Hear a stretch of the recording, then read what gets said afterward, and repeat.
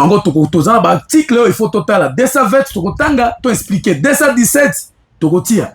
Est-ce qu'on peut dire que non c'est une inspiration au chef de l'état lobaki tango campagne na lobaki non article à se basaki na campagne par rapport à l'article 217. Bato balingi ba fan de la mboka na biso. Yango déjà concrétiser lobaki que ba année prochaine akokutanisa bato ya mayele tout ko so ba réfléchir pour na makambo ya nini tokoyoka pe yango simango tozonga IDPS biloko bango balobaka testament nezalaka nini. Est-ce que zali par rapport na sortie il y a Etienne Tshisekedi paix à son âme le fait oya kufaki tolandaki yango nazwaki moi extrême moko pe na kozwata na kotia ndenge alobaki ke no tango bango bakozala ba accéder na pouvoir et kosenga ke no il faut ba changer constitution wana. Est-ce que za yango nde toza mtu IDPS ya maître Yeme otuna yo ya liboso na si possible il faut tanga ba constitution. Première constitution donc question ngana zotuna est-ce qu'il y a l'opportunité de parler sur le changement des constitutions, soit de changer les constitutions de la République démocratique du Congo. Si oui, comment prouver peuple baza milliers bazali koyoka au monde entier. Opportunité zali. Allez-y. Tout le monde on a c'est ngona bito question pour na bulungi sauter. Merci beaucoup monsieur Samuel. Les journalistes oyo azo sala ete bana na Ituri bayoka ba information. Merci. Ba comprendre baza na siki ya masolo zo beta na province et siki na pays na biso. Je crois à ce qui concerne pour la constitution, la fois passée dans qui awa autour nga même mutuna. Autour ngolobi est-ce que ezana boko réviser ou bien boko changer question. Là il faut que non to changer. Na personne argument oui par rapport au changement de constitution. Bon, tellement que émission zalaka nango tozora peut-être moi tout développer ango zala kité. Zala pas songi yo tozongeli. Masolo wana, je crois ce qu'on tali bien masolo zo beta makambo constitution. Ezaka kana mandat oyo nde ba changer constitution té. Tout ça va rappeler un sincère et sérieux.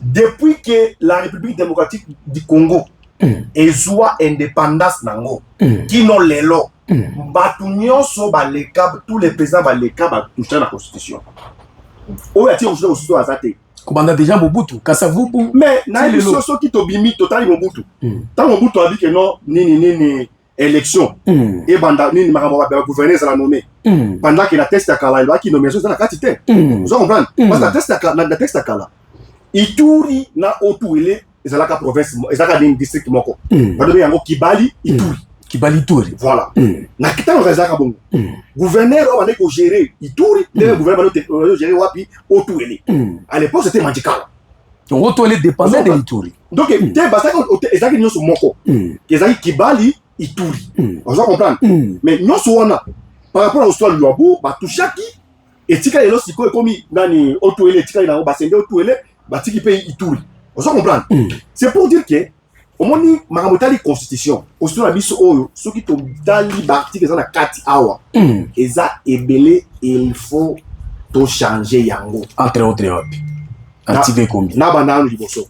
So moni par rapport à la déclaration anani ya déclaration anani ya Sphinx père son âme. Alobaki nini? Alobi IDPS une fois au pouvoir.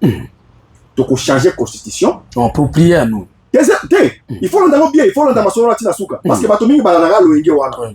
Alobi toko changer constitution, toko tia yango et landama par rapport na proposition la kango na CNS. La conférence nationale souveraine. C'est ça ce qu'il a dit. Dans la conférence souveraine, ezalaka pour na IDPS kakate. Conférence souveraine, ezalaka pour na Congo. Na président c'est le Congo ezalaki Mosengo. Si lui était président, il y a une conférence souveraine. Vous comprenez? C'était pour les biens des peuples congolais. Mais depuis Boeti, les lois batikala koti yango en application T. Vous comprenez? Même aussi sur les lois Oyo, basali yango wapi na Suisse.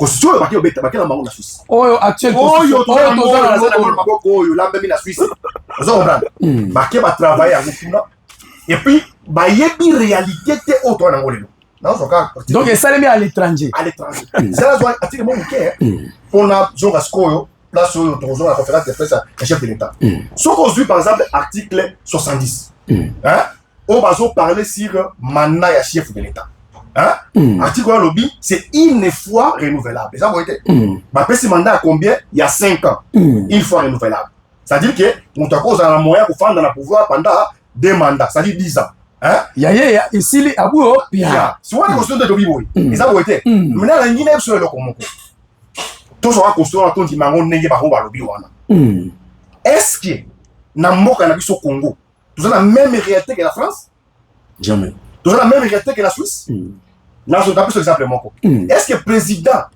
français lelo akoko parler si na obongisa pont est-ce que président français a envie koloba lelo si obongisa balabala asphalter balabala président zo kota na pouvoir akuti makambo za kofanda budget za kofanda balabala eza nango ya kobonga bana classe bakendeka na bango na gratuité makambo to za kofanda ya ka juste ça nini ko la continuité administration on se comprendre mais contrairement et pas na biso tant au président azo raisonner que non déjà pour ya époux le boukani il faut que nous intervenir pour époux pendant que na France bloc wana ezate na Suisse bloc wana ezate siko yo so pesa mutu mandat ya 5 ans 5 ans pendant 5 ans ya kutono biloko oyo il fallait abana ko bongisa balabala kufi nzela ikatani ko bimabunya pona koma kisanga c'est un problème il faut ça na terre bâtie siko yo so mutu oyo bozo linga bo kangesa na bato oyo basi bakokisi biloko wana nyonso eza normal donc réalité na bango na réalité la biso eza différent bango baza kune pa na bango biloko to eza kofanda soin eza nango ya frais généraux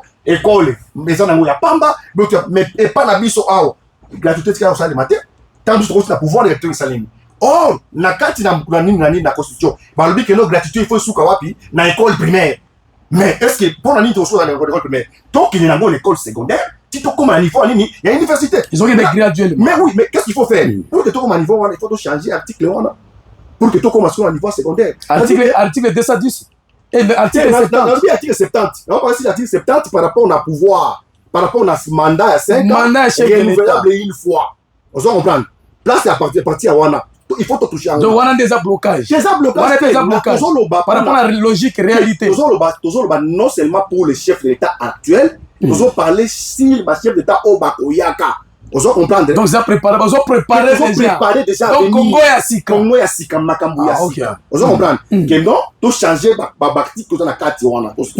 Pour que même président Obakoyaka après biso bape ça yengonga pe moi 7 ans ou bien 10 ans à travailler à bongisa na bomike mike ozaki à bongisa après si commence à musala basa la remise et reprise d'une façon pacifique donc au toucher ngo comment combien donc donc un mandat 2 mandats après besoin de changer comment dégager le problème c'est deni on dit année wana il y a 5 ans par rapport à la réalité la paix sur le Congo et aussi bateza bien et vous croyez ndebino sur visuel normalement il fallait bâtir en 7 ans vous comprenez 7 ans vous proposez 7 ans 7 ans ou 10 ans par rapport à la réalité du africain 7 ans ou 10 ans ça dit 7 ans si mango 7 ans ou 10 ans par rapport à la renouvellement de la constitution tout le temps dans l'article 70 yango il lobby c'est 70 parce que nyonso bandoloba il faut tout temps article 70 de la constitution de la République démocratique du Congo fixe la durée et la nature du mandat du président de la République. Il garantit également la continuité de l'État, en stipulant que le président en exercice reste en poste jusqu'à l'installation effective des successeurs. C'est ça l'article 70 au Ndege-Lobby. Le président de la République est élu aux surfaces universelles directes pour un mandat de 5 ans renouvelable une seule fois. À la fin de son mandat, le président reste en fonction jusqu'à l'installation effective du nouveau président élu. Vous comprenez? Nous par rapport au mandat où nous avons. Donc, il faut pas Simba. Très bien. Wana liboso. Très bien. Article P à Simba. Au principe motivation na motivé. Na article mususu. So le dit que na article mususu pour te motiver. Article ça même article 76. Hein? on va parler sur les vacances et la présidence de la République. C'est l'article 1. Parce qu'au moins, on a beaucoup de Congo. Nous avons la semi-présidentielle. Yango Lobini 76. 76. Nous avons autant de choses. Non, parce que ça, l'article 76. Allez-y. Donc, même article 76, article 78, sur OK, article 80. Donc, article 80, article 90. Donc, on a sur l'article 80, par exemple, le gouvernement est composé du premier ministre, et des vice-ministres, du premier ministre et le vice-ministre, et le cas échéant des vice-premiers ministres, des ministres d'État et des ministres délégués. Il est dirigé par le premier ministre, chef du gouvernement. À cas d'empêchement, son intérim est assuré par le membre du gouvernement qui a la préséance. Au moment où, tant que sur l'article 70, il y aura un ministre, il y aura un premier ministre, il y aura des vice-premiers ministres, il y aura des ministres d'État, des ministres et des vice-ministres. Mais là, précision, un gouvernement, au total, il y a combien de ministres? Il fallait construire la préciser. Et signifie en gros. C'est-à-dire que mon temps, quand on a 100 ministres, bon, 100 ministres, on a budget à l'État. Il fallait constitution la biso autre, ça la ngosiko. Donc bon, ils ont kende au vide. Si la vie déjà. Ils ont son alicolo ya ministère. Il y a ministère. Il fallait avoir précisé. Donc nèg va checker na ni article ya mabotali ni gouvernement provincial. Wana ba tie 10 ministres. On doit comprendre. Mais on va préciser pourquoi. Il faut pas tirer précision que non ministre, il faut par exemple il y a 2 premiers vice-premiers ministres. Il faut par exemple il y a 3 ministres d'État. Et ça par exemple na autant de ministres. On doit comprendre. Wana président oyakoya akobima libanda te akonome batu ko ende construire lobby. Mais article 90 c'est éthiquement flou. Il y aura des premiers ministres. Mais maître, pourquoi vous de l'UDPS, parti de l'opposition à l'époque, vous allez qui soutenir, qui défendre même la constitution, ils allaient qui par rapport à quoi aujourd'hui, vous avez la question, ils ont il faut changer un mot. Moi, vous ne voyez pas qu'il y a l'incohérence dans ce qui on dit que vous soutenir la constitution liboso, c'est ça pour encore accéder. Ce qui est là, ce qu'on va soutenir la constitution liboso, c'est-à-dire vidéo oh yo tangia ils ont tinate.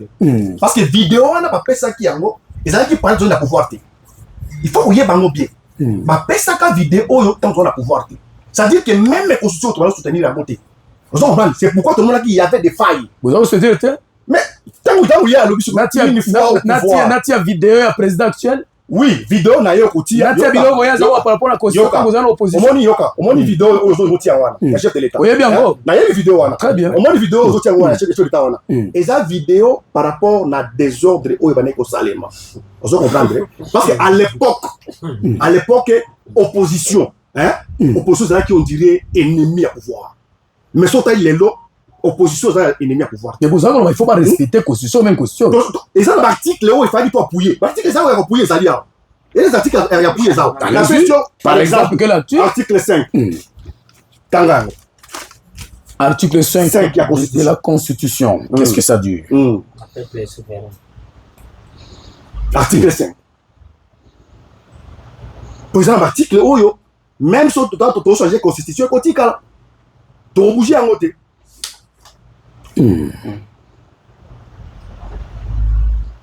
L'article 5 de la Constitution de la République démocratique du Congo stipule que la souveraineté nationale appartient au peuple. Tout pouvoir émane du peuple qui l'exerce directement par voie de référendum ou d'élection et indirectement par ses représentants. Aucune fraction du peuple ni aucun individu ne peut s'en attribuer. Ok. Article 5. Article 1 biso dans la Constitution. Et ça, c'est tout le monde soutenir. C'est-à-dire que tant le peuple est limité, yo, vous êtes sur la bima, tika. Donc, vous avez un article, vous avez quoi? L'article 5, soit article 8. Article 8. Ouais, bon. Et ça, dès que nous, toujours yawa, toujours complet. Vous allez choisir un article. C'est ça que je vous comprends.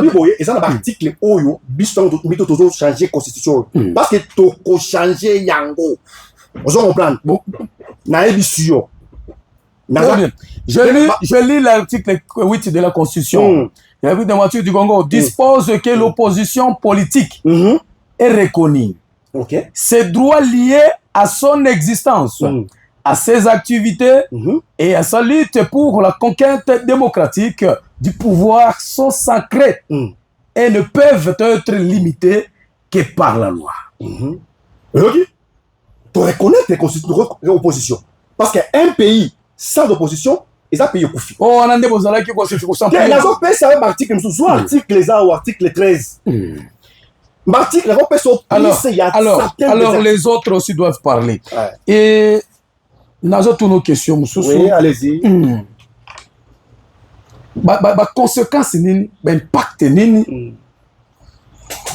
oyo, bozali komona par rapport, yo moko zomona ndenge tension ezozala. Quelles conséquences oyo, en tant que leader, parti au pouvoir, bozali kotala na kati ya makambo ndenge ezokendele. Bon, omoni conséquences, oyo bato bazo loba yango ezali ya grave te. Conséquences ezate. Parce que l'objectif est le retour salango. C'est pour le bien-être ya peuple congolais. Très bien. Toboyi, tout à la dépendance. Tozoa indépendance dans 1960 dans la Belge. Toboyi pays moko africain et ya ko coloniser biso. Très bien. C'est pourquoi tolingi ke makamusu kende na siki. Très bien. Sauf qu'aujourd'hui même article 217. Autant. Je vais revenir pour le sang. Merci. Monsieur bienvenue. Les lois déjà ils ont opposition.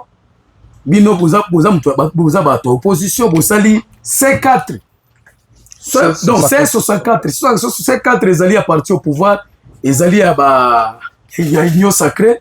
Ba tout ça ba éviter C4 lingelo ba nini, ezali te makambo ya nini ya constitution. Je pense que Augustin Kabouya, donc le secrétaire général de l'UDPS, il a expliqué ça. Je vais mettre ça parce que ba toazali ko semer ko ça article T. Alobi ke ezali côté C4 ezali ba Swahili. Ils allaient englober tout ce dont concerné politiciens, religieux. Je vais mettre ça, hein, parce que je vais mettre ça. Les lois na Kinshasa, ils allaient, balobi que ville morte, bino bat opposition, balobi que ça ville morte. Pourquoi toujours à Kinshasa? Je ne vois rien dans la province de l'Ituri, et vous ne voyez pas que non, dans la province, tout le monde est en Wanate. Et risquer que non dans l'est na kati ba province bato bazali ko appuyer régime à place bazali pour le changement de constitution parce que Kinshasa seulement ça s'observe mais ici non. Comment voyez-vous les choses? Qu'est-ce que pouvez-vous dire par rapport et puis biloko bazali koloba bango so bazala ki koloba ko s'appuyer na pas vidéo na bango bazali ba yebi yango une type d'air nati yango ndenge ba yebi yango mais après si quand même ba verset non ba verset bon ba article o ezali ko appuyer biloko bango bazala ki kosala et puis pour na bango constitution bukuli konjo ezali na ba dérapage na ba dégâts ebele ezali te pour na intérêt à peuple congolais et salemaka na Suisse bango siko bazali kotala ke non babanda Congo nouveau. Votre lecture et analyse. Merci ndeko Samuel na kopesa nga maloba. Nakanisi omoni mutu ai DPS ndenge aza ko trembler. Aozanga koma asolola parce que aza na argument te. Biloko nyonso alobi eza ba hérésie oyo aza koloba. Tango alobi constitution esalamaki bakomaki yango na Suisse. Peut-être alingaki nakanisi asalaki erreur. Alingaki aloba simisimi nda alobi Suisse. Constitution esalamaki na simisimi na province ya Chopo na Kisangani. Peut-être ngaka lo basimisimi alobi la présente constitution. Oui, esalamaki na simisimi. Ya alobi Suisse na comprendre. Peut-être ngaka lo ba kaka simisimi nda alobi Suisse eza erreur mais constitution esalamaki population yeba makasi bato oyo pona lokuta baza makasi. Donc constitution esalamaki na mboka. Bas sénateur bas circula à l'époque na Congo mobimba jusqu'à ce que bakina ofanda na Kisangani na simisimi basali constitution. Bato babotama na ADN ya lokuta na makila na bango ko banda Tshisekedi wa Mulumba ti kokoma na ba bato ya suka baza na ADN ya lokuta bakosa population congolaise mingi à l'époque zaïroise aussi bakosa lelo population za ko se retrouver ki bato ba induira bango na erreur mingi ba famille mingi tikala ba orphelin pona kolanda lokuta na bango vraiment na biso constitution o ba article nyonso papa lobi awa na ebite soki article nini o eza ko empêcher développement ya mboka na biso Congo na ebite tango baza ko élire comme président de la République aussi oyebi déjà makambo nyonso o ezoleka na Congo oza déjà na idée générale koya na pouvoir te na loenge oyebi na eloko te bapeso au pouvoir oyo koti ozwi osala eloko osala rien ozoka a évoqué ba article yango balobi baza bato liboso te pona kosala changement ya constitution ndeko ils ont ba prédécesseur baso changer ba constitution nakanisi tango tozwaki indépendance tozalaki soki tozalaki sous constitution belge kuna et comme en 1967 bazalaki tango tozwi indépendance bazalaki obligé ba changer constitution ba pesa biso constitution sika nakanisi Etienne wa Mulumba bazalaki na 4 basalaki constitution en 1967 signé par Etienne wa Mulumba signé par Kojo Singa Kojo 1967 na Mobutu Sese Seko bakomi na 1974 à l'époque ya Kor Zaire basali constitution mususu tango mboka ekomi na kombo Zaire basali constitution mususu ozoka ba article mingi ya constitution ya 1974 yango nde se retrouver na constitution oyo basalaki na conférence nationale. Et vous confirmez que no baza bato liboso te ko changer constitution banani?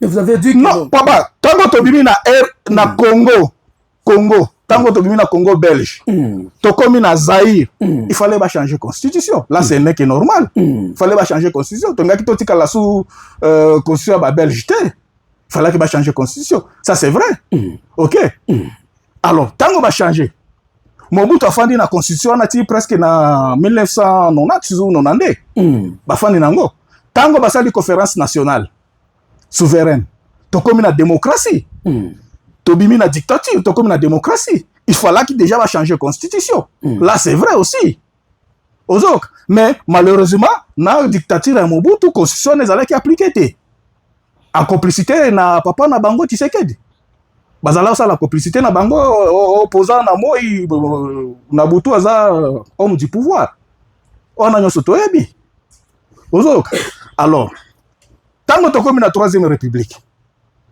ba changer constitution na 2006 constitution komami na RDC ozoka tango alobi article 70 mais article on esali ba pesi 5 ans na président oyo aza eli soki osalaki malamu amoni des apparemment ba moni des soki osali malamu permettre chef de l'état le quota à pérenniser on est ko journaliste wana eza ba argument moko ezangi makolo na mutu ozoka soki ozaka na volonté ya kosala bango basalaki traceta ya opposition il devrait vraiment bazala guerrier na makambo nyonso ozoka balingaki bapesa biso vraiment mboka kitoko na 5 ans basalaki et puis yango lelo baza na 8 ans il y a rien si comme mutu asali 8 ans asali eloko te bo bakisele susu kombe 10 ans aosala ni aosala kaka rien aosala rien ozoka. Qu'est-ce que vous reprochez na démarche bango bazali kusala? Problème na bango hein? Et puis les gens vous accusent vous de l'opposition. Problème. Les gens vous accusent vous de l'opposition. Tango batu bazali kokufa na nzala, batu bazali na kati ya ba souffrance, batu azobo mabatu na est tout koso bolasaka ba nini ba opération donc ba marché tout kosorte bo dénoncé mais comment tango constitution nde bozali pour se soulever. Et vous les Ndeko Samuel, combien de fois opposition est lancée ba marche contre makambo ya guerre ou bango baza ko étouffer yango. Tout ça la marche balingité. Ozoka. Tout ça la marche était oh vous êtes des Rwandais. Batwande ngeni wana. Nini opposition za ko dénoncer nzala. Courant ezate. Ma ezate même ngana émission na ya on a dénoncé combien de fois hein même na ville ya Bunya courant eza wapi ma eza na ba parti mais c'est bienvenu alors tango toza ko dénoncer wana eza ko dénoncer te est-ce que bapesaka biso solution bapesaka solution ezalaka te ti lelo baza déjà na 8 bazokende na 9e année na bango solution eza te ozoka alors problème na bango oyo baza kolinga kosala baza na besoin faire sauter faire déverrouiller l'article 220 wana nde souci na bango majeur parce que parler likolo nini non et déverrouiller mandat balobi osali ayo moko mibale population peuple si verrouillé yebisi yelobi yo président okozala eli oza na droit ya kosala 5 ans après soki osalaki malamu bapesi susu 5 ans mosusu ok mais c'est pas venu ok kofanda sénateur bino bolancer marche donc bolancer ville morte toujours tomoni na Kinshasa pourquoi pas à Ituri ndeko oyebi qui soupçonne oyebi na que non Ituri en Ituri apparemment il n'y a pas l'opposition oyebi na Ituri situation toza ko traverser situation il n'y a pas de moyens yoka vous en mbongo yoka toza na état de siège ozoka à Kisangani yoka toza na état de siège à Kisangani kota na ba réseaux sociaux tala neti ba ville mususu place ville par exemple wapi parce que je suis kota ka na réseaux sociaux ko bona siko aza kolela na motema quelle ville quelle province la émission kota tala la Lubumbashi tala na Kinshasa pour le moment ozoka pourquoi pas Ituri na émission il n'y a pas l'opposition en Ituri opposition ezali toza ko sa opposition toza sous état de siège mais vous ça et puis des maladies mususu Ebola ozoka alors on ne peut pas accentuer des choses et topesa ba modo de kosala ezali ya kokidescendre yoka yango ezali kofanda non soki bato bafandi na ndako alors bato bazo souffrir ba maladie bato bazana ba maladie qui va les soigner non problème ezali oyebi ville morte et concerner ce qui est concerné ba hôpitaux et concerné ba école et concerné ba ozoka c'est pourquoi même ministre na bango ya fonction publique membre na bango ya IDPS mais bango bangi balanda procédure normale mais bino de l'assemblée boycotter procédure normale ya wapi baza ko forcer boycotter ki nini ba to boycotter parce que baza ko linga basa la cour d'état constitutionnel nous n'allons pas participer à ces choses là balingi basa la balkanisation nous n'allons pas accepter. Au lieu basa la makasi ba récupérer Goma, Bukavu, Ruchuru, Masisi, Bunagana, ba defe baza ko boma batu na Beni. Ozoka Ebola eza na Ituri. Au lieu basa la makasi basilisa ba makambo wana bango baza ko se concentrer na le changement de la constitution. Donc il n'y a pas l'opportunité de changer la constitution. Il y en a pas. Bazo wela nini? Ozoka les lomboka na biso eza divisé. Pourquoi ne pas d'abord ba cérémonie ba forcing nyoso bazo sala na assemblée nationale soki bazala ko sala ba forcing yana pona ko récupérer Goma Bunagana ça allait être mieux biloko ba député nommé baza ko sala wana soki bazala ki ko sala forcing wana po Goma Bunagana Bukavu ezala lelo libéré ça allait être mieux mais tala pona constitution neti baza ko sala forcing ba telemi nous allons changer. Donc pays eza sous l'occupation. Nayebi constitution et kozala changer te. Bandela biloko. Constitution et kozala changer te ba ko changer yango te. Dem botikali na 2 ans bo préparer bo kende. Ndeko na bango. Très bien. Kadi ma komi ko yebisa pe bango lobi population eza na besoin ba changer ba député na 2028 soki changement ndenge baza déterminé na changement constitution changement eko salema qu'est-ce que vous allez faire et puis boko sala moyen vous utiliser quel moyen c'est 64 la population doit se prendre en charge toko se prendre en charge pour na ba dirigeant nyonso bazoli ba fanda na pouvoir illégalement c'est 64 article qui veut dire article 64 voilà nazotanga. Tout Congolais a le devoir de faire échec à tout individu ou groupe d'individus qui prend le pouvoir par la force ou qui l'exerce en violation des dispositions de la présente constitution. Voilà. Est-ce que c'est le cas? C'est 64, non? toute tentative de renversement du régime constitutionnel constitue une infraction imprescriptible contre la nation et l'État. Elle est punie conformément à la loi. Donc c'est une infraction après 10 ans. Il y a le but que la population... Bango basilisa mandat na bango ya 2 ans. Etikali 2 ans. 2028, population a besoin de élection. Ozoyoka. 2028. Ceux qui m'ont écrit 2028, bah comme illégal. Et bazar juste illégitime. Très bien. Ozoyoka. C'est ça. Merci beaucoup, je te réponds de questions. Population, il y a 10e rinde lingi changement. Va se prendre en charge. Population se fier quand la bateau Tchango. Population à 10e rinde. On se fier quand la bateau Tchango. Papa, population, opposition dans Congo Mobimba. Monsieur, mettez donc Merci beaucoup. Merci, président. Je te reviens pour le deuxième. Monsieur, président Déo, oui. vous êtes là. Oui. Vous n'avez pas un parti politique. Oui. Dans tout ce qui se passe, lecture n'a eu ça parce que par rapport au changement probable, changement de constitution, tension est au matin du jour au jour, dans 4 pays, bango bazali ba justificatif na bango bazali koloba, bazali kopesa. Est-ce qu'il y a l'opportunité pour le changement de constitution? Vous avez le ministre. C'est un sujet où on a c'était particulièrement parce que oui, sujet surtout parmi les principes, c'est-à-dire peu importe l'environnement, je dois toujours profiter de ce genre d'occasion pour éclairer et faire porter souci ou bien besoin prioritaire à la population sans tenir compte d'un cas politique ou des intérêts de qui que ce soit. Bango baza ba acteurs politiques, que ce soit ceux de l'opposition, leur lutte c'est récupérer le pouvoir, et ceux du pouvoir, lutte na bango ils ont conservé le pouvoir le plus longtemps possible.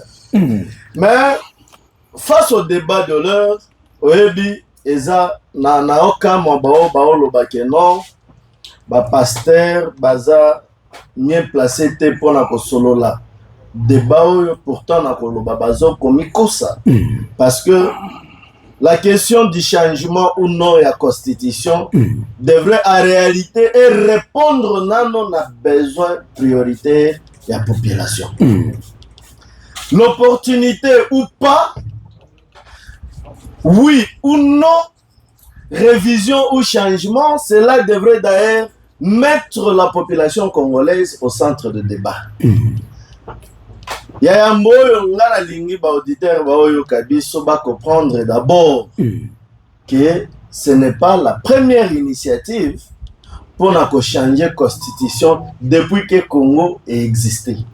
Je crois que nous sommes au 5e constitution. 5e constitution. Ok. Que ce soit celle de 2006 qui était révisée en 2011, que ce soit la constitution transitoire de 2003. Que ce soit celle de Mobutu, je crois que c'est seul Mzee Laurent Désiré Kabila qui n'a pas touché à la Constitution. Pourquoi? C'est là où je voulais venir maintenant m'inspirer, parce qu'il y a qui l'opportunité et l'inopportunité à changement de la Constitution sur la table. Est-ce que pour nous, Ezaki opporté ou bien Ezaki opporté Yangwana? La première des choses, eza oyonga na otioloba mboka na biso binyo nyonso boyebi défi auquel le pays fait face. Et comme l'article 218 de la Constitution a prévu un mécanisme et une révision de la Constitution, mais même l'article 219 est complété par article sur la possibilité à changement. Possibilité à changement? Oui. L'article 219, on peut lire tu lis ça aussi. L'article d'abord 218 porte de la révision constitutionnelle. L'initiative de la révision, pas de changement. Parce que j'ai toujours dit que chaque acteur maintenant au stade actuel doit définir. si toujours solo la changement ou révision. Mais régime, Malheureusement, c'est clair, ce changement. non, à un moment donné, babandaki révision, simango changement, simango c'est kaboué pour le bagage to toucher ango, bo toucher ango ndengeli ni on a évité. C'est ça 18. L'initiative de la révision constitutionnelle appartient concurremment au président, au gouvernement, après délibération au Conseil des ministres, tout, bien même fraction à la population, a réuni ça 100 000 signatures. Je crois que ça a été fait. Chacune de ces initiatives est soumise à l'Assemblée nationale et au Sénat, ce qui a été fait.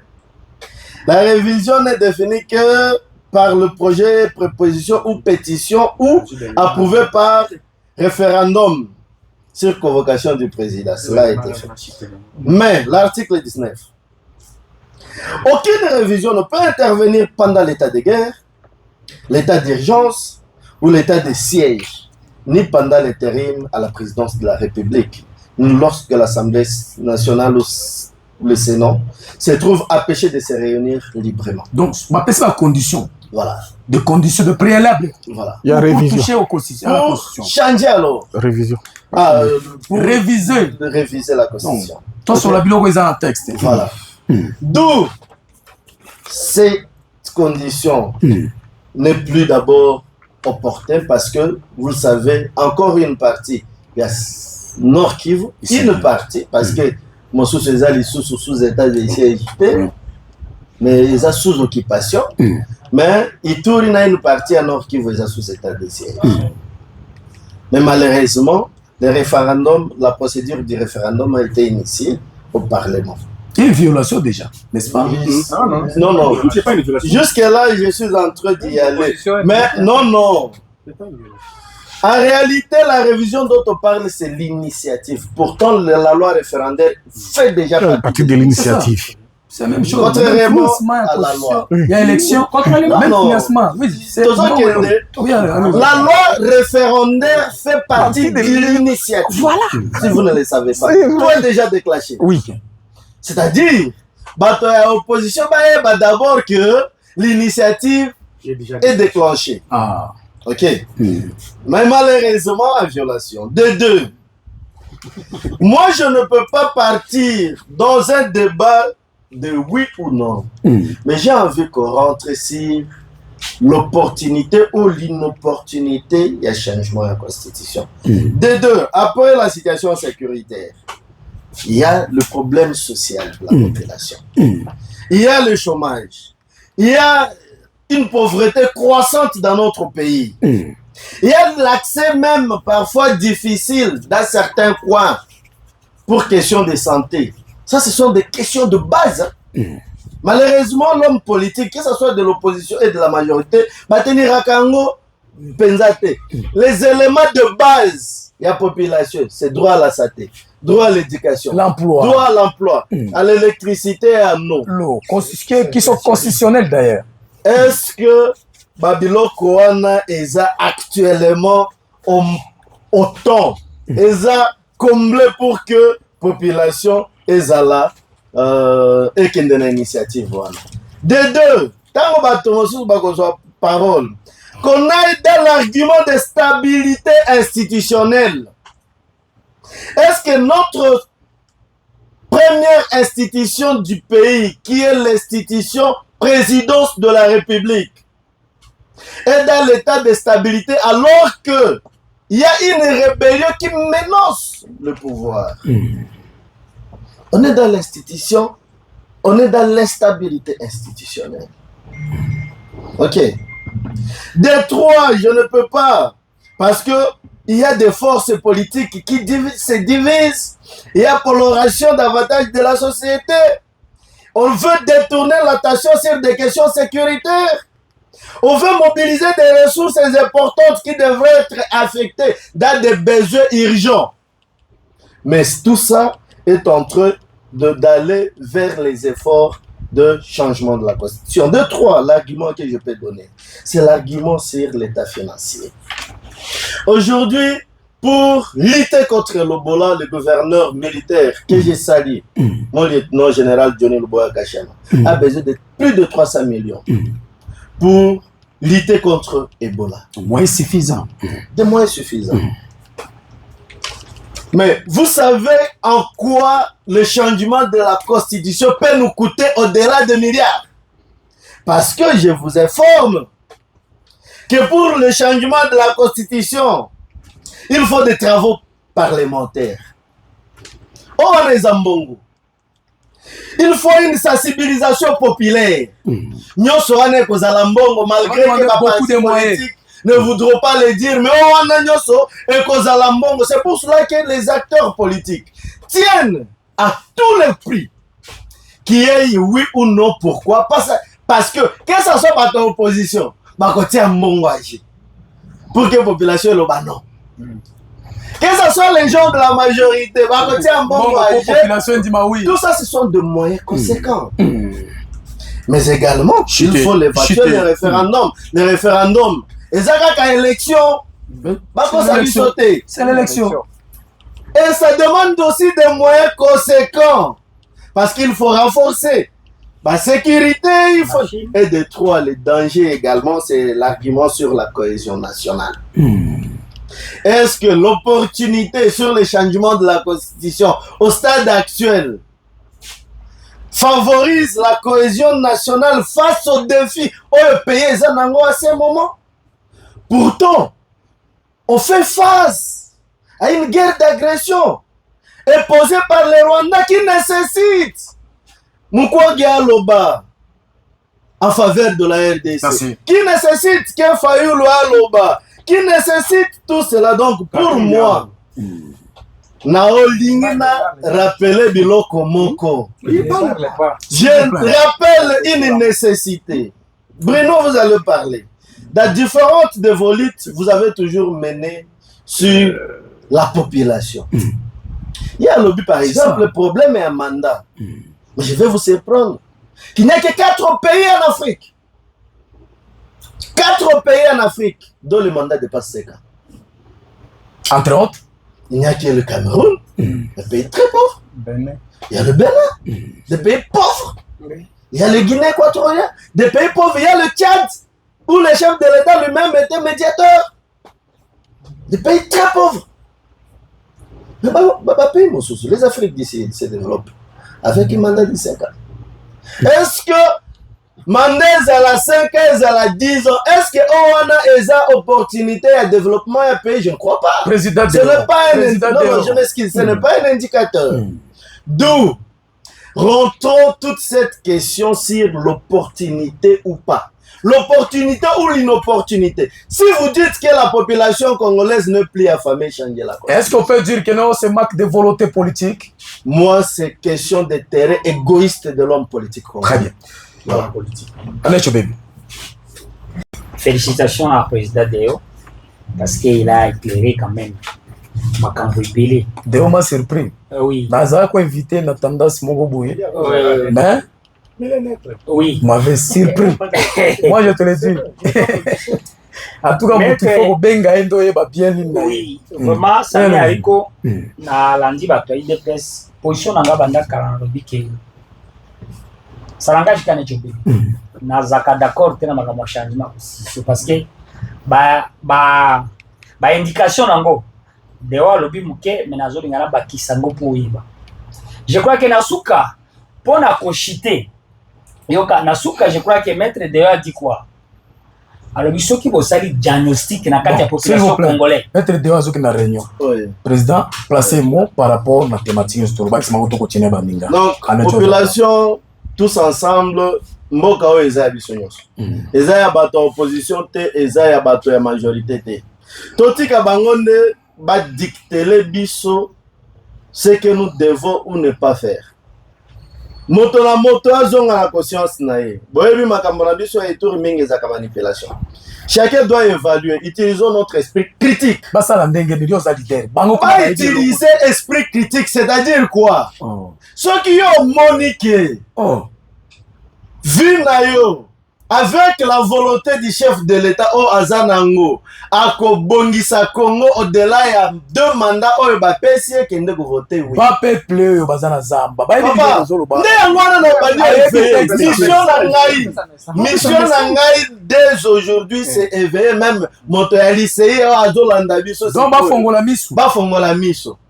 Ceux qui ont estimé que durant les 2 mandats, le parti au pouvoir, électricité, tozaki na ngote, ezate, mai eza problème, nzela po comme lycée eza problème, kende librement. C'est l'exercice démocratique kende oloba, nga na lobi non. Chacun qui a koloba oui, c'est-à-dire que vina yo ya sika, eza na opportunité. Na biloko mosusu total, c'est-à-dire bato baza na pouvoir. Nazaki vina nga ezaki na 5. Bakomisi yango na 6. Merci Chité. Et que na soki na bakiseli bango bakomisa vie na nga na 9. Mais soki eza opportunité papa, maman, zwa destin na yo na vie, barre route ou bien. Mais na kati démarche nyonso yo moni intérêt population exacto exacté. Ndenge yo sali analyse ba changement de constitution intérêt peuple na kati ya biloko. Est-ce peuple bazana part na kati ya biloko wana ou comment? Cette question n'était pas opportune. Vous savez pourquoi? Pourquoi? Parce que Yonde Mbelo Bandi Siko Kaga Koebisanga. Depuis pouvoir yango ezawana biloko nini changer. Voilà, merci. Maître Théo. Bato bazali bata. Ata IDPS c'est pas pour forcer position nange ko changer te pour la misère. Ya ba peuple congolais ngana zomona. Et puis à part ça, ce qui IDPS ou bien parti au pouvoir aujourd'hui, lobby bazakata na opposition te.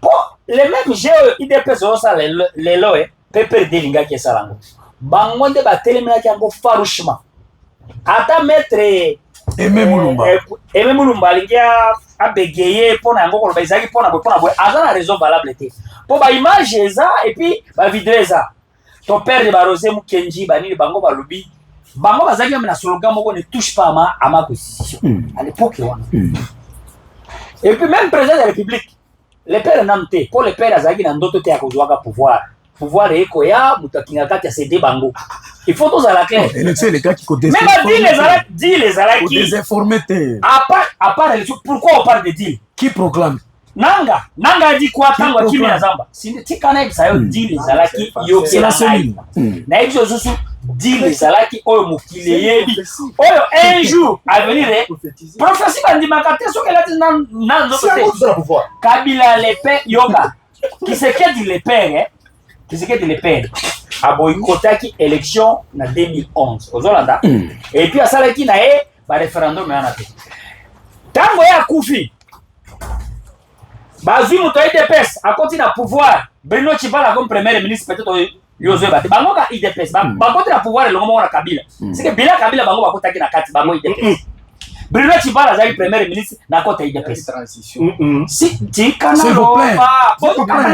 allez-y je te protège allez-y Sami Badi Banga tête botona Sami Badi Banga akotaki na bila ya Kabila tango esili mais quand c'est elle tienne ata batono bakoti qui se quête le fils aujourd'hui au pouvoir azaki na pression kaka Kabila bandoko sabatwana po ba changer constitution oyo bango baloba eza mabe Mindela batie Kabila pression Kabila a suspendre l'espace Schengen et toboyi makambo ya Paris ya Poto pression ezaka mais babakisi 2 ans balie 2 ans ngoelo ngomoko na bango na balo maître Chicha caméra betaki na C Sylvette bakomi na pouvoir à part wana tozana ba audio tozana ba vidéo ya IDPS ya yemoko aza président pouvoir lelo alobi caution na biso eza malamu à 80%. Caution na biso eza nango mabete makambo ba congolais nango ba l'homme congolais yeso ka komi na pouvoir policier akozala mutuka akozala makambo mbele ba vidéo eza mais to kamu sikoyo bango basali 5 tozeli ngape na sepelaki tozeli et si ba biono lokolo bazali na coalition FCC Cage soki babuki yango tokokoma Allemagne d'Afrique babuki pe FCC Cage rébellion ye ozolanga tango rébellion ye mais bateli côté te bango balobi kaka te batona bakomela wana te soki topesi oro na baaméricain na Washington batona bakobima bango moko tokokende na élection aura lieu bel et Bon, on bien. a dit lango yo tangaki. Mais comment to signer accord na bato États-Unis te to pesi ba milena biso te. Mais lelo lisusu bango baye oli ba mona misère ya peuple lolenge ezo évoluer to récupérer Bunagar na biso ndenge nini to récupérer Nord Kivu ndenge nini to tikama balongo l'état de siège to tikama ba mutualité de fies de force comme ça to za na kati na kimia nde ba procéder ou bien ba mona no misère ya peuple congolais ne biso sami tere longai soki naza na buyi ata Bruno azolo bawana volonté nezaki afanda te ambe Bruno za itende asi zaka chiki azonga kuna tozala misala kuna mais tofanda kuna te c'est que peuple les ont souffrir ngana boy te pona ngai nazaka na trois choses onga na pronaka bonne gouvernance démocratie et puis le respect des droits de l'homme na pays na biso na ebite soki bonne gouvernance eza soki bonne gouvernance ezalaka ou bien respect des droits de l'homme ezalaka nakoloba ngai nakoloba président umela na yo me pesa biso ba droit na biso na selo étude comparatif muke Kampala na awa par exemple Uganda na awa omoni na Uganda soki papa wana atishaka élection na ena via ba Ugandais na vie na biso c'est tous les points et ça des choses différentes Donc bien ou melala e pona na Uganda ngai na tamboli moto akotuna nga carte ezate na mona te militaire Uganda te misinga pesa carte pesa 500 francs 1000 francs na mona te ngai na mona te na hotel tongo angere yeko tokele ta carte leta 10000 leta 20000 awo zo sale manamboko c'est que na mona te ke mbongo ya leta pembeni awa pembeni mbongo ya leta bafuti na mabongo mutu na shakoshi mutu azolonga pe abaye nango bière pe nango parcelle ya bango kotaka na guichet unique mais na mboka ya boye biso tokondia ba changer règle de jeu katikati ndenge nini soki bato balobaki apo na article 217 bato balobaki po na article baparlaki aparle po na article 74 eza lokuta Qu'est comprenez-vous article 74 lobi boye bato abosanaka bondoki moko balobaka boye soki ve oyo ndai oyo sokati oyo lapi soko lingi obuka ngo eko ndai wana ekobuka nde yo article 74 je crois yo tiaki ya président alapaki moi président de la république devant Dieu il devant les nations à respecter oyo mibeko oyo et puis moto IDPS abulunga na sasi nini lui il parle de changement. Or que yemo na parole azozonga tozana ba article to regarder. Tant qu'on regarde mususu vous parlez déjà des révisions. Or que constitution yemo ko il pas yoka. Tika ngaza na parole. Constitution ezo epesi njela pour la révision. Nous on ne refuse pas les révisions. Kabila mekaki a changé longiende azonga ki na révision. Bango ne biso kanga date ya lelo tozana plateau. Pour chiter. Bango bazana force to boite pour chiter na ebisio population congolaise. À partir de là, on a eu la population. Et là, on a kosunga biso te. Et là, on a kosunga biso, bati abiso na vie oya ba Congolais et na dimension ya recherche ya Congo. Et là, on IDPS ezo sala, baza na principe na bango ya ko se caparer na pouvoir, basala ki 37 ans na opposition, basala ta 40 ans na pouvoir. Ça ne passera jamais. Protéger. Oui, babo ite, ba préparer de fait. Ba préparer de fait na bango soki kabuya. Soki ndenani, soki mbata, même mbata a parlé beaucoup, et l'électionniste a parlé beaucoup, tous dans la vidéo mbata. Va préparer d'offert, va garder pouvoir à bon longtemps. Parce que règle de jeu wananan, na minute oyo, baza na possibilité à changer té. Votre analyse, Bruno. Ndeko Sami, na kopesa nga makuba pour la question ya constitution. Déjà opposition et bandi ko ça déjà action ya makasi niveau à Kinshasa déjà ville morte ba décrété qui la fois dernière et voilà que non est-ce qu'il y a l'opportunité de changer la constitution même question là je te pose et puis surtout que non na routière chef de l'État avait parlé de l'article 217 il faut te placer peu mot par rapport à 217 ça quoi est-ce que tu as côté la souveraineté na biso si c'est oui comment moi je vous avais ça c'est pose aussi des problèmes na quatre opinions. Je vous avais défini, je vous avais interprété la fois passée l'article 217. Je fais ça couloir ya vote ya souveraineté. Peut-être que vous allez comprendre parce qu'on dit que paix signifie on a donné le couloir de vendre partiellement la souveraineté. Pourtant, vous avez bon, parce que peuple n'est pas moi là ici, je vous avais dit ceci. Ah ouais, il faut te payer sa population. Tout ça, là, vraiment débat de fond. Si la on fait sa matière. Oui. Bangonde va décider. C'est ça, on a fait sa matière pour le peuple pour comprendre. Parce que quand vous dites que non, moi je suis contre les changements, bon, il faut avancer des arguments fondés. Et non dire que non, parce que ce qu'on a dit, oh, chef de l'État, ça là qui vidéo. Non, non, les discours politiques ne sont pas statiques, c'est dynamique. Les discours politiques, ils changent toujours. Je donne l'exemple en net. Yo, petit exemple à Kolbake, non? Il y avait un deal entre le chef de l'État et puis Corneille Nangaa. Mais je vous pose la question, vous avez dit que non, le chef de l'État a combattu contre le changement de la Constitution quand il était à l'opposition. On n'a discuté pas. Mais Nangaa, qui a proclamé le chef de l'État comme président, pourquoi il arrive à le combattre? C'est ça aussi le problème. Et tout le monde, Nangaa, pourquoi tu as proclamé ces messieurs comme chef de l'État et aujourd'hui tu es dans la forêt qui le combat? C'est ça la contradiction. Vous comprenez? La deuxième question, il y a dossier à Constitution, même Constitution. Je crois la Constitution a été promulguée au mois de février, apparemment 2006. Mois de février. Alors, le président Kabila a été proclamé élu président quand? Je crois au mois d'octobre 2006, non? Il y avait élection au mois d'octobre, si je ne m'abuse pas. Parce que entre la promulgation de la Constitution et l'élection du président Kabila, je crois que la Constitution a été promulguée avant que Kabila soit même élu président. Si.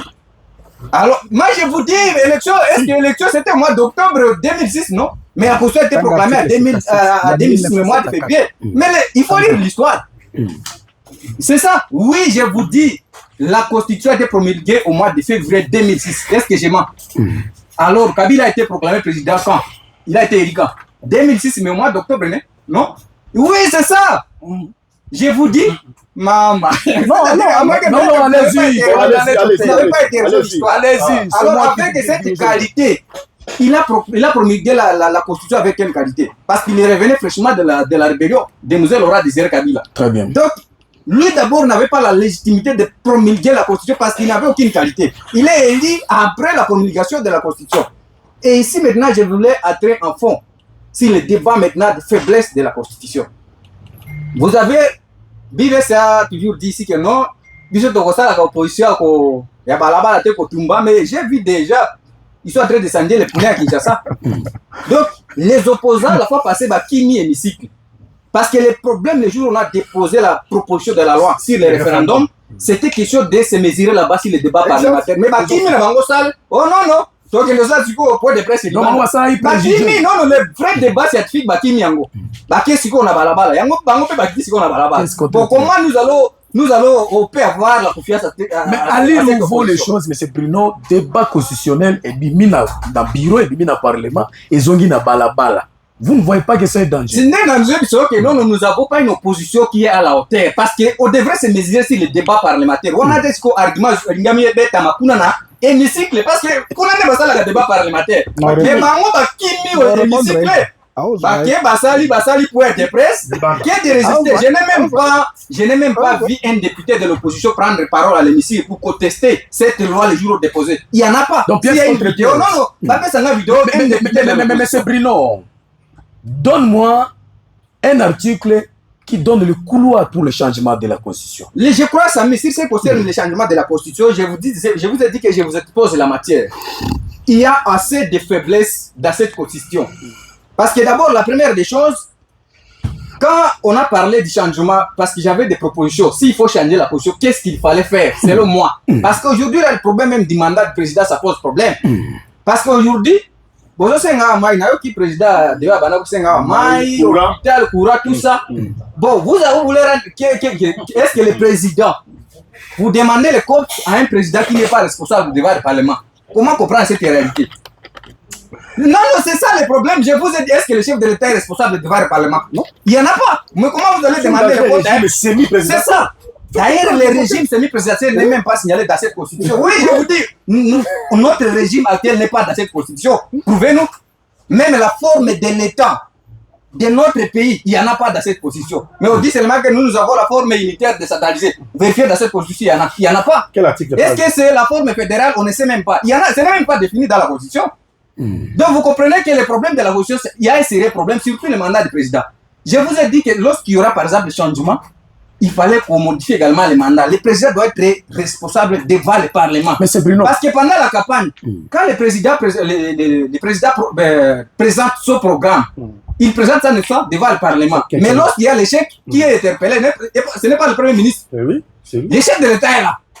Et mais, alors que c'est lui qui a fait des promesses pendant la campagne qui répond devant le Parlement. Et d'ailleurs, réussir, c'est le Premier ministre qui répond. Donc, ce sont des choses comme ça qu'il fallait aussi modifier. Lorsqu'il y aura changement, en tout cas, le mandat du président. Mais pourquoi, s'il y a des faiblesses constitutionnelles, s'il y a des faiblesses constitutionnelles, est-ce qu'on peut dire que tous les articles na kati ya constitution wana ezali mabe? On n'a pas dit que tout, parce que c'est ce qui concerne les changements. Les gens comprennent ça très mal. Pourquoi ne pas toucher seulement révision seulement? Je vous ai dit ceci, peut-être que vous ne comprenez pas ce concept de révision et changement.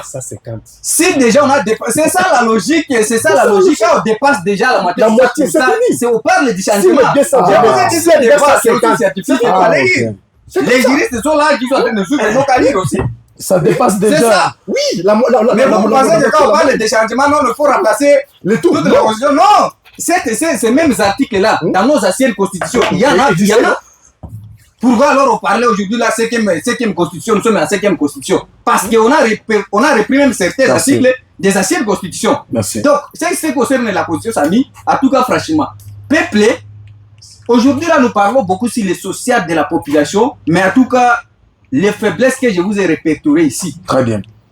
Franchement, cette constitution mérite d'être changée. Papa Ariku Batuya IDPS Mutu na bango esengeli kisi ba kende na samelo balobi baza ya bobo ko changer constitution ba monande Congo ya changement ba kende na nano. Non. Les problèmes, je voudrais citer. Le problème n'est pas de dire que quand quelqu'un est à l'opposition, c'est là où il travaille pour la population. Parce que c'est ça qu'on veut faire montrer à la population, que non, quand on est à l'opposition, non, c'est là où maintenant on sert la population. Est-ce que si aujourd'hui je peux donner la question, est-ce que Tshisekedi dit président de la République, il travaille contre la population? Non. Non, c'est à vous de répondre. Si c'est vrai, parce que si vous dites que non, c'est l'opposition qui travaille pour la population, là, bon, est-ce que le chef de l'État travaille? Parce que le problème, c'est qu'il ne faut pas qu'on amène la population dans le sentiment. Moi, j'aime mettre la population au centre. Il y a décidé de payer ces matières et elle va décider. Surtout que le débat constitutionnel, il y a des photos qui ne pièce par pièce. C'est ça le problème, le débat de la Constitution. Ça demande il fallait lire le texte. Il y a des analyses qui demandent des analyses scientifiques. C'est différent. Il faut que la population faire comprendre d'abord les enjeux de la Constitution. Selon nous, la population, on a besoin de paix et pas beaucoup de développement car il veut changer la Constitution que nous faisons d'abord la paix avant tout. Lorsque nous souffrons ici, c'est l'Est. S'il arrivait changement de constitution, là, c'est-à-dire l'Est est divisé. Bonjour, c'est Isaac Bloch à partir d'Engoï, grand auditeur de l'émission politique. Vraiment, changement de constitution, Aïta Saïdia, courage, na bienvenue. Ah, ok. Bonjour, Eza Patrick na marché Kopok se batu ya opposition basala raverse ke bangonde bazana pouvoir. Est-ce que balingaki ba changer constitution te soy bambino bozala bibo sala reverse soy bino bozala pouvoir mwe bozala changer constitution te vie anecho atika mitema mabe na batu ya opposition oyo bazo linga ba changer constitution te intérêt na bango eza nini na kati mon père président avanda na ye. Est-ce que président na biso asali nanu ata deza te c'est que président asali kaka une année, un an, na président Azan Amour, il a travailler partout na Congo. Il faut asala 20 ans na pouvoir pour Amour, il y a bien Oyo Azana Kolokuta na Isiro pe Buta, les gens travaillent. On les a bon. Na yebite sokoza mutu IDPS na yebite. Boyondo sali analyse. Dieu merci Lonjuringa. République. Donc l'Assemblée pour la République. C'est que nous voulons dire au régime actuel, le peuple que Mobutu avait dirigé est différent de ce peuple congolais. Que Joseph Kabila et Tshisekedi dirigent. Awa, Otie, Totie. Bref, nous demandons tout simplement au régime actuel de nous préparer les élections et d'aller à la transition pour que notre leader de l'Ituri Gracier... Ah non, ça la biso ba campagne mutwa. Biso tozomona, ça nga campagne te. Biso tokosana te, toza 21e siècle, campagne mutuna boya. Journaliste Sami ndenge nini okolinga obongisa ndaku nayo, ndaku kwei na se kasi tangu nanu abandaki kukwea. Ozalaki kobata kara weta kara bazalaki wapi na premier mandat po sikoyo ezopesa duti. Ndana boy makambo campagne mutwa. Toyebani Ituri afongoli miso kobando solo kumi sola ve toyebi député ni na salola ka malamu. Mutoko zate mutoko travail malamu azali. Mambo kosa nezate peuple fongola mitu fongola mémoire blague zate opération to identifier. Déjà braché oui voilà. Courage pour bienvenue et changement de constitution Aïta Toussaïdia. Voilà. Bienvenue. Yo ozali na base déjà na mboka pe. Et bandi au monana mais bosali marche était. Francine Caro n'a pas sur mbote donc depuis quelque part avec Azali à l'écoute de l'émission. Elvis Azola depuis 15 ans n'a pas sur mbote. Ça se fait Elvis qui tout bourg. Elvis qui tout bourg. Voilà, à monsieur to continuer en. Tozali kosenga parce que izali na kati ya nini? Tokoya koti yango ndenge chef de l'état loba ki tozali ko céder souveraineté. Qui est celui-là qui peut le interdire? Abetaki babilo ko na ezali nde yango déjà ezali aloba ki na kati ya blague mais lelo déjà azali okutanisa bato yango déjà écouter. Et là on ne koloba par rapport au changement de constitution. Bon, retenir aux populations il faut y jouer. Je crois na sur la population, na pesa population matière. Ce qui totali ba ndeko na biso opposition bioko bazoloba eza kozanga mayele. Moni ndeko bienvenue tango azu parole à tous. Ya monsieur Lobi Keno nakini marche et simbité situation actuelle.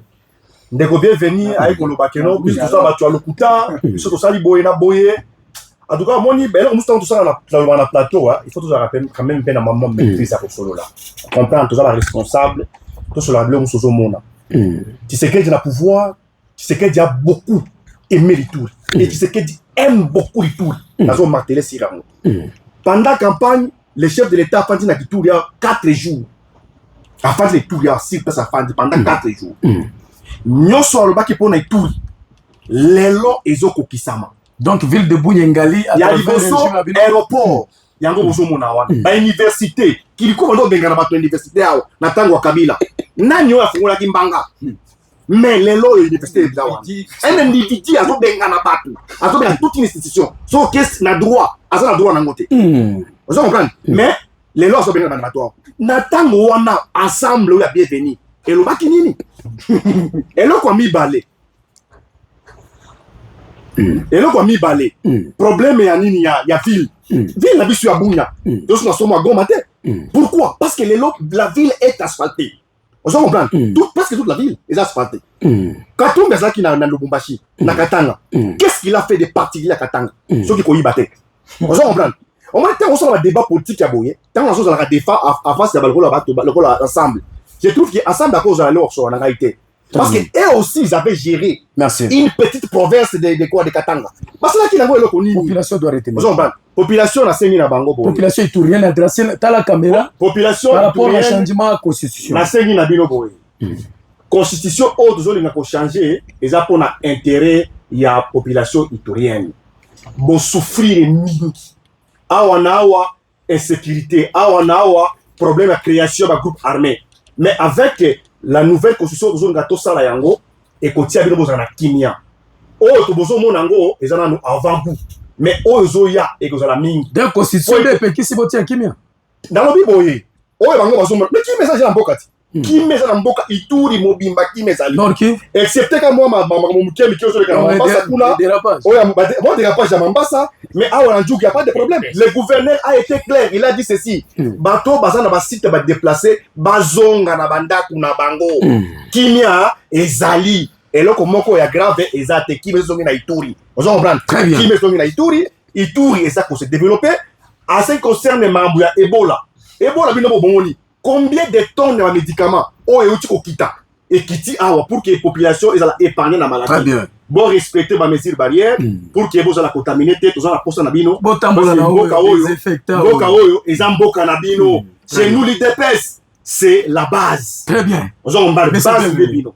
Quel est le Merci ndeko Samuel na kopesa nga parole. Donc, voyez, samedi, pour Na- développer article 217, na article 220, c'est ce qu'on va venir. Merci na kopesa nga parole na yoki bato ya IDPS na kanisi lokola tango eki kopesa bango réponse eza na tina te bakozwa samedi. Ndeko Bruno na yoki ye, Bruno akomi na mangeoire ya union sacrée. C'est pourquoi changer Mais Bruno Azala, yoka Bruno, uzala poser s'il vous plaît, Bruno c'est Azala qui n'a zala poser akomi na mangeoire ya union sacrée parce que soki olandi tozalaki na yo awa soki olandi dans le passé Bruno neti azalaka kodéfendre constitution na lelo il faut comprendre que il y a quelque chose, nous ne sommes pas des affaires. Alors, voilà, il n'y a pas l'opportunité, il y a que changer de constitution. Namboka Oyo. L'IDPS va prouver et compétence na bango. Basi il sa 2 ans na bango. Na 2028, tous en a besoin d'élection. Basi la besoin d'élection. Bakende. Vous utilisez moyenne pour comparer. Naebisaki yo to ko utiliser moyenne. C'est 64, article 64 ezali wana. Je crois muto IDPS atanga kia. Très bien. Ayoka kiango. Eza ndenge na lobaki ba. Eza ndenge na lobaki. Na ndenge na lobaki. Merci beaucoup. Soki bozui pouvoir bolingi bo exercer yango illégalement. Toko telemela bino na 2028. Très bien. Bonjour, ton côté, mais constitution oyo ekozala changer te. Na lingi na répondre nani Bruno. Bruno alobi biso tokimaki référendum nini débat ya loi ya référendum. Bruno, tolobi toko participer na coup d'état constitutionnel. Nous n'allons pas participer à ça. On ne peut pas participer à débat wana. Pour la nini toki dans ça débat. Non. Et comme il kozwa bino, yango wana. Mais c'est reteni nanga na eza epe message eloko na koyebisa peuple tuyo bazola nanga na bao baza bafan nanga boyebaki IDPS ezomema mboka na bulu yetu ezomema mboka na guerre civile ou bien ezomema mboka na balkani débat danger ozomona guerre civile débat danger nazomona na mon guerre civile pona miniko bato bakabwani ça n'engage que ngai population de comment solidarité solide na répéter le sous article 217 des âmes pété balobi il peut ou bien il ne peut pas on peut ça to on peut ça non toujours revenir parce que c'est ça et puis soit aujourd'hui l'article 214 mettre à zoloba article 214 ozolanda na bi ba traité international ba corps international soki biso to adhérer et c'est nous tout ça soki ba lobi makambo ya souveraineté na minute na kwa biso chez moi maaki chez des osala et ça souveraineté na biso te ambassade d'Amérique eza wate Monisco eza wate mais comment pourquoi boko par rapport baza na argument te souci na bango eza bakadi osha bachabu mena bango bazaka na pouvoir oh gérer malamu te babo ki turi pembeni ça c'est le melango ndana ko changer te merci beaucoup. Watu bazaka dosha. Wana yoto mais kale Moussa. Watu bazaka dosha. Parce que lui aussi il gère mais pour la maman azaka dosha pour ozo ya beto ranzo. Et là on a vu ça. Il dépasse et gère malade dosha. Population ituri soke kufi lelo. Très bien. Même na ngonga kabila bato akufa boyete. Même na ngonga kabila tozaki na acceptation na acceptaka de site te. Nobela population par rapport à changement bafana neto baby surtout les njukule oh to kufi mingi to kotele melango tozo tele melango soki ba ko forcer na forcing na bango bato ba forcer ki pona ko botala ba jani mabunda la pouvoir kuna lelo ba comme l'opposition lokola ba jamar ke kabuni bazaki na bango lobi na di Aimé Mulumba pe a ko rejoindre biso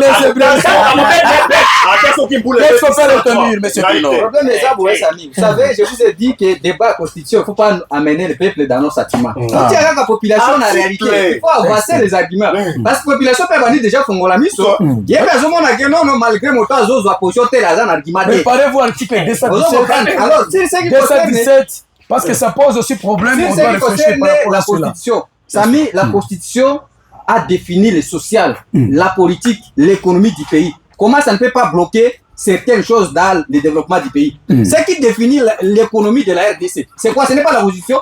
Est-ce qu'il ne peut pas y avoir des blocages? Et bloqué Yo, lobby que non, vous n'avez pas fui. Et bloqué, non, vous n'avez- attendez. Et bloqué alors. Et bloqué Bilonani. Ça, vous andaka sikima. Yo, lobby que- Quand vous détournez là, et bloquez Biloté. Quand vous volez là, et bloquez Biloté.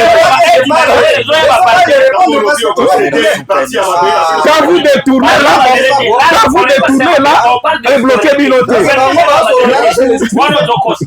Souveraineté, ça, Ça, c'est la justice maintenant. Non, je n'ai on pas parle de parlé. terre là-bas. Lis d'abord terre là-bas dans les 217. Quand vous détournez, là, la Constitution ne vous bloque pas.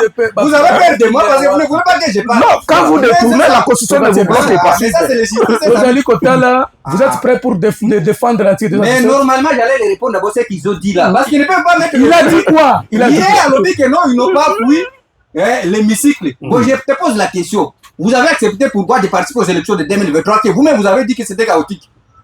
Mais l'élection était chaotique. Pourquoi vous avez accepté vous n'avez pas fui comme vous avez fui à l'hémicycle? Écoutez,